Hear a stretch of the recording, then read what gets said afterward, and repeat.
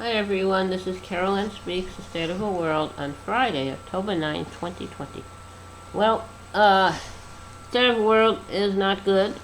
Um, as of earlier this evening, we had a total of 7,681,321 confirmed cases of the coronavirus in the United States. And we also had a total of 214,578 people who have passed away from this virus in the United States.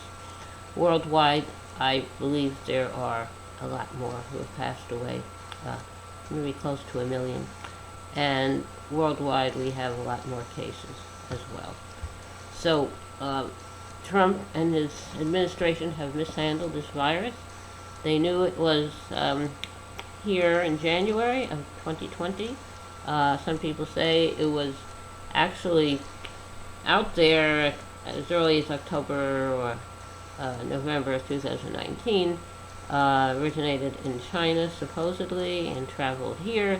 There's travel bans that were instituted by Trump, but after he instituted a travel ban against Chinese visitors, other Chinese people did continue to come in. They were not prevented. So the whole thing, he also instituted a travel ban against the British Isles, except for England, and he included England. So, it's a crazy policy. But in any case, what should have been done to have a nationwide lockdown, you only go out when you have to, like to go to the drugstore, the doctor, or the grocery store. And whenever you're out in public, you practice social distancing, and you wear a mask, which will protect others from you. So that was never done. All the efforts to combat the virus have really been done on a state level by state governors of both parties, Republican and Democrat. There are some states whose governors did not want to do anything, some Republican governors who did not want to do anything to help their people. So the result is 7,681,321 confirmed cases and 214,578 people who passed away from this virus. So it's here. It's not going anywhere. We really do need a nationwide lockdown mandate to wear a mask and to practice social distancing and only go when you have to. We need a nationwide plan to get all the personal protective equipment needed and distribute it to everyone who needs it. And also, we need a nationwide plan to get all kinds of hospital equipment needed, like respirators and ventilators. And we need a national plan to get a good test and distribute it to everyone, so everyone is tested and the results are tracked, people are tracked.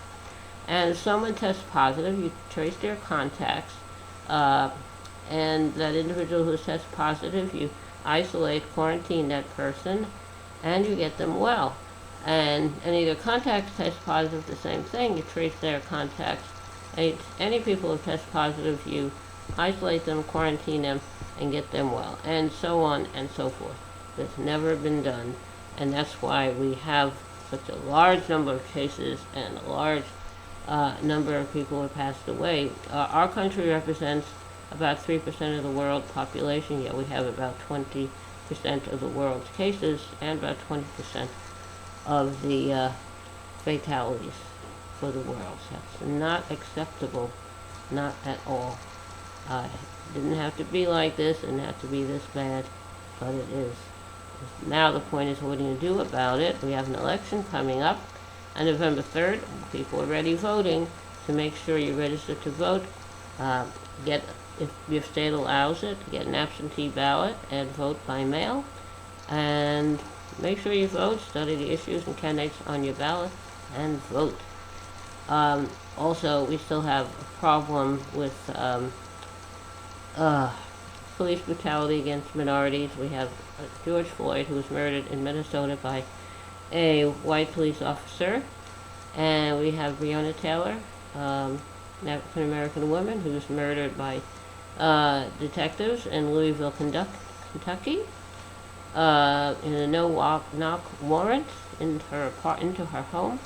So we really have a problem. We have immigrants who come in here to seek asylum, and they're either deported outright or they're placed in detention centers where they're liable to get the virus. And we have people, companies in this country, U.S., who encourage people to come over here to work, and they pay them substandard wages and provide substandard living conditions. And then we have our government, like Trump and his people, complaining about people coming here and taking their jobs away. Well, the companies that are hiring these people would not encourage them to come over and hire them if they're willing to pay Americans a decent wage to do the work required. That's not happening. So, in any case, we also have a post office that is a national treasure, was created by Benjamin Franklin. He was the first postmaster general before there even was a country. And the Republicans are trying to destroy it. Trump has a postmaster general named Joya who's doing everything he can to destroy it. There have been court rulings say that he has to stop and has to reverse all the actions he's taken, get the post office back to the way it was. And the post office also needs money because of the virus. So anyway, we're bailing out Wall Street, but we're not bailing out the Postal Service. And so anyway, so we have the election coming up, and we have Republicans trying to suppress the vote. So make sure you vote. We have a post office that needs help. We have a problem with police brutality against minority people. We have a virus, a contagious virus running around in our land, and no one's really doing anything about it. So you have to do what you can to protect vulnerable populations like healthcare workers, first responders, essential workers, and farm workers, agricultural workers, those living in detention centers, jails, or prisons, those living in nursing homes, assisted living homes, and retirement homes and veterans homes. Now, also, we need to provide free technology and internet service, high-speed internet service to every student in this country, the little ones to the adults in college, so they can learn virtually. It is not safe to open the schools because the virus will spread. It spreads by touching something that an infected person has touched. It also spreads by breathing the air that's being shared by someone who has the virus. Now, so we can't open the schools, we can't send people back to work, and we also have to have a nationwide program of providing everyone in the country with a living wage, so that will provide them with their a place to live, food to eat, and health care until we get back to normal, whenever that is. We don't know what normal is anymore. Now, we have a president who's running around infected with the virus and spreading his virus to everyone he comes in contact with. We have over 30 people who work in the White House, in the White House residence, and who have come down with the virus. We have people who have attended White House events recently who have come down with the virus. So, and this guy wants to resume his campaigning, the heck with everyone else, and he's a super spreader. We don't really know when exactly he was positive for the virus, when he tested positive, because he and the White House won't tell us. And the health officials all over the country are trying to figure out who came in contact with this guy. You know, they talk about Typhoid Mary, this is Typhoid Donald, and he is preventing healthcare workers from tracking everyone who had come in contact with him and who then has spread the virus to others. So something really needs to be done, and I'm not sure what, because no one's stepping up to the plate. The Republicans are cowering in the corner because they're afraid if they say something against Trump, their base is not going to support them anymore. So, there. Someone take responsibility, please. Now, We also have a situation, a very unfortunate situation, where a governor in the state of Michigan was targeted by right-wing groups because they didn't like her policies of having a lockdown, quarantine, only go out when you have to, wear a mask. They didn't like that. So there's two groups that total of 13 men in Michigan got together to plot to kidnap Michigan Governor Gretchen Whitmer, and they, because they didn't like her rules. They wanted to be free. They don't care if they got the virus or they gave it to someone else, because their president says the virus is a hoax, it's fake news, it's not real. The fatalities are way overstated. No one's getting sick of this virus. Young people aren't getting sick. Children aren't getting sick. Only, we don't know who's getting sick, but Trump, he's running around like he thinks he's Superman. So anyway, 13 men have been charged with as federal crimes or with state crimes, state of Michigan, for a plot to kidnap Michigan Governor Gretchen Whitmer. So what has our country come to? What has it done? What has it become? And we have these people who do not believe the virus is real, do not believe that anyone has died from the virus. They believe if you get it, you can recover from it. They say, oh, the president, how he got it, he's recovered. He says he's recovered. He's not recovered. He looks tired. He looks weak. His speech is, breathing is bad, his speech is bad.